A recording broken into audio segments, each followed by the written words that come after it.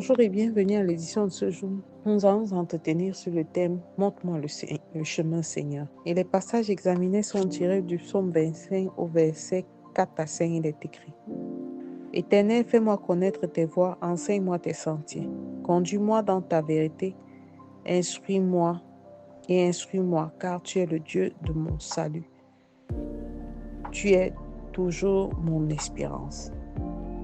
Montre-moi le chemin, Seigneur, c'est une requête que nous faisons au Seigneur afin de lui demander la direction, de lui demander de nous montrer qu'est-ce qu'il veut que nous faisions, nous demander de nous révéler comment est-ce que nous devons nous frayer un chemin. La vie est faite de défis continuels, la vie est faite d'attentes et la vie est surtout faite de nos propres désirs. Mais au milieu de toute cette turbulence, nous devons pouvoir demander comme le psalmiste à Dieu, qu'est-ce qu'il veut que nous fassions. David avait la facilité de revenir au Seigneur lorsqu'il en avait réellement besoin.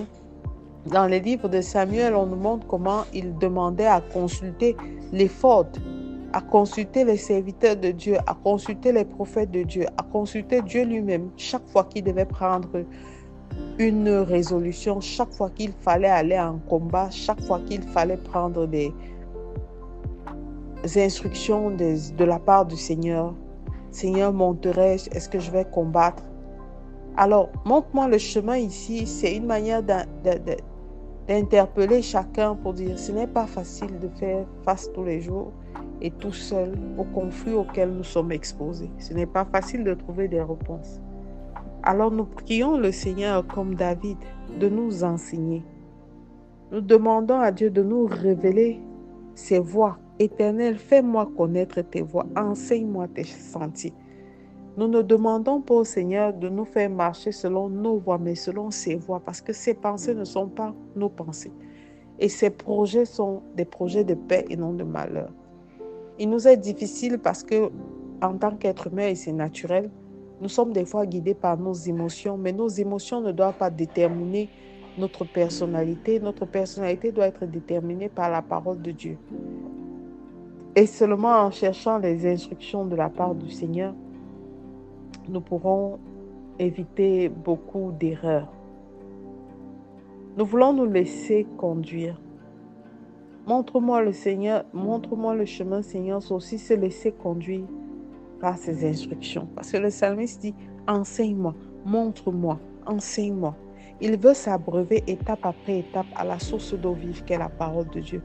Il veut s'abreuver étape après étape à la source d'eau vive qu'est l'Esprit Saint. Bien-aimé, l'Esprit Saint, l'Esprit de Dieu vient en toi. Des fois, il arrive que tu puisses même pas savoir quoi faire ou quoi dire par la prière, mais la Bible nous dit qu'il nous inspire par des soupirs inexprimables ce que nous devons faire ou dire lorsque nous sommes en prière. Nous devons être des disciples dociles, prêts à accepter de se former, à se réinventer tous les jours. Nous devons être des croyants qui ne cherchons pas seulement des solutions rapides, mais qui cherchons de Dieu l'instruction, l'enseignement, la connaissance, afin d'être des objets de témoignage dans notre génération. Bien-aimé, tu peux être un témoignage au travers des résultats que tu portes. Enseigne-moi, conduis-moi, t'amèneront à porter des résultats de telle sorte que les gens n'auront pas besoin de vivre ce que tu vis, mais ils verront au travers des résultats que le Seigneur t'a fait porter, des fruits que le Seigneur est avec toi. Par-dessus tout, le psalmiste se dit, tu es toujours mon espérance.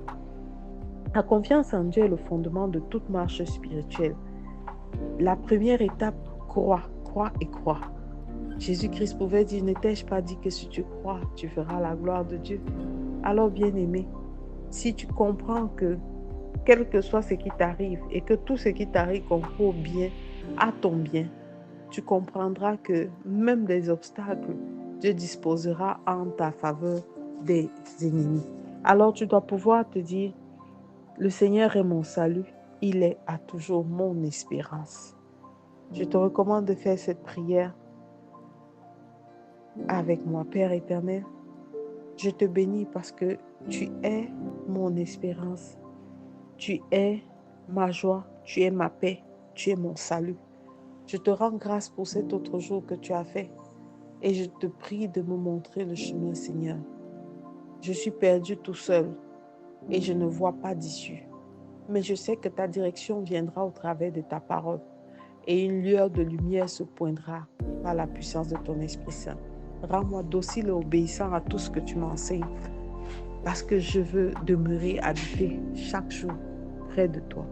Au nom de Jésus-Christ, nous avons prié. Amen. Amen.